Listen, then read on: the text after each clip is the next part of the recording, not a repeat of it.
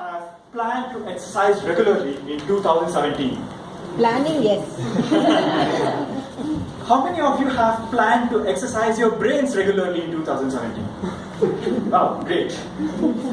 A study done by Albert Einstein College of Medicine found out that people who engage in brain-stimulating activities on a regular basis have a much reduced risk of Alzheimer's and other forms of dementia. Another study done by University of Texas also discovered that if you are engaging yourself in mentally challenging activities that you've never done before, you sharpen your mind. Now, given all of this, obviously it is good to try out something new, to keep learning new things, to keep our minds fit. But what do we choose to learn? There are obviously many choices. You could choose either music or mathematics.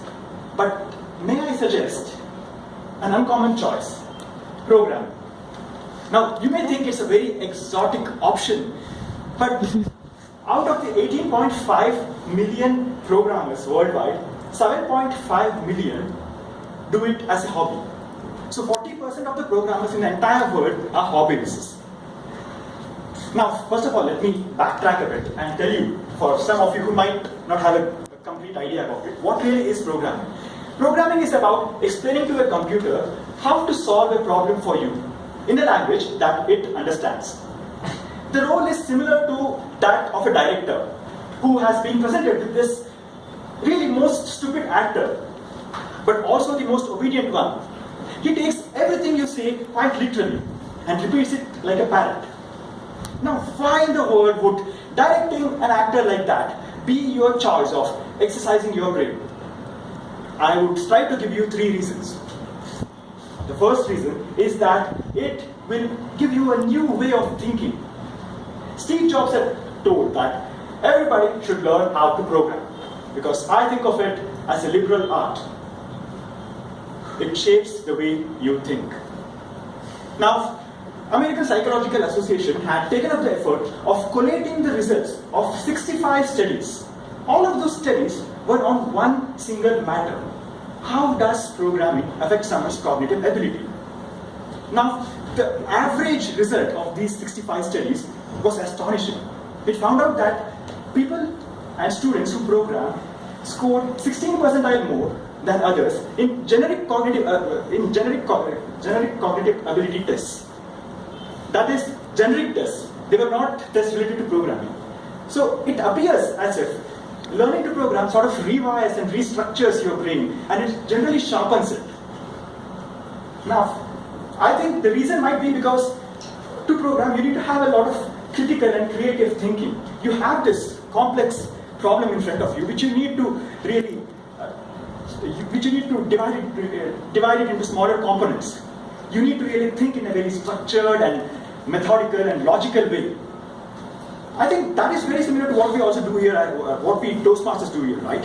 We have this speech project, which is this complex muddle in our brain. It is this block of information that we strive to cut down and structure and present it here.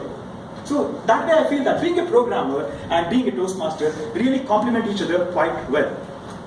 Reason number 2 is that it is useful. Now, you have a lot of hobbies, and most of them I'm sure, add a sense of beauty to your life.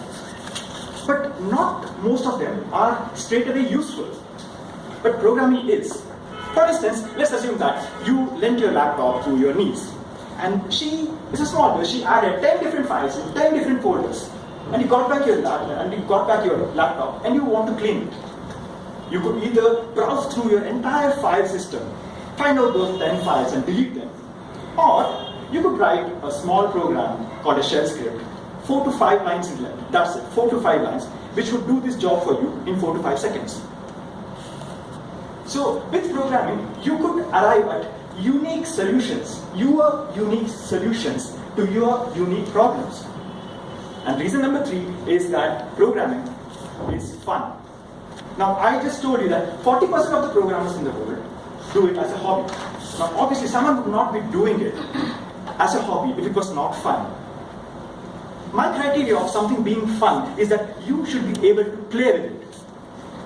And I think programming gives you unlimited clay to play with. Because it's software, it doesn't cost anything. You have a computer, you play with it. Solving a problem through a program is like solving a puzzle. It puts an itch in your mind. It bothers you until you arrive at that final beautiful solution which resolves the problem for you. You know it when it is there, when you have solved it. The joy of writing a program, the pure, unbridled joy that you get when you have a working version in front of you, I could not explain it in words. To me, it is something similar to the joy you feel when you stand on stage and you speak, the high that you feel then. It reminds me of that high. So, my dear friends, I hope I have kindled at least a little bit of interest in you to go tonight and type in your computer how to start programming. Because there is a plethora of information available online. I'm not going to delve into that. If you really want to try it, you have a score of information available there. There are a multitude of communities that help new programmers up their game. And I feel that there is no dearth of any kind of resource or any kind of information these days to a person who has no dearth of will. So, give programming a shot. It is going to be something fun. It is going to be useful and enable you to do and solve things in your own customized way. And it is going to shape a new way of thinking for you. Give your brain that jog. Give your brain that joy. Program your brain.